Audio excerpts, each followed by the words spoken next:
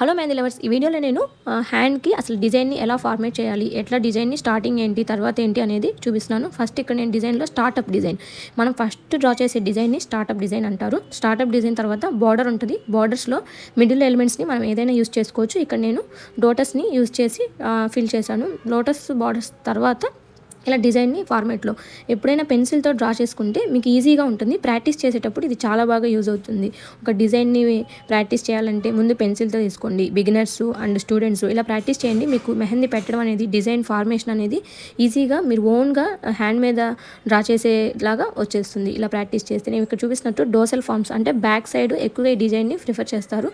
ఇక్కడ నేను lines first jalebis అంటే ఆ రౌండ్స్ని జిలేబీస్ అంటారండి. తర్వాత ఆ జిలేబీస్కి హంప్స్ని డ్రా చేశాను. తర్వాత వీటికి మిడిల్లో డాట్స్ని యాడ్ చేసుకున్నాను. మిడిల్లో ఉన్న డిజైన్కి బాయ్ ఆర్ గర్ల్ అంటే బేబీ షవర్కి బ్యాక్ సైడ్ ఇలా డ్రా చేసుకుంటారు. ఇలా ఇది ప్రజెంట్ ట్రెండీగా ఉంది. అండ్ హ్యాండ్స్కి ఇలా లోటస్తో కట్ వర్క్ని ఇచ్చాను. ఇట్లా ఫిల్ చేసి వాటినన్నిటిని కట్ వర్క్ అంటారు. మీకు వీడియో నచ్చినట్టయితే ప్లీజ్ ఫాలో మీ.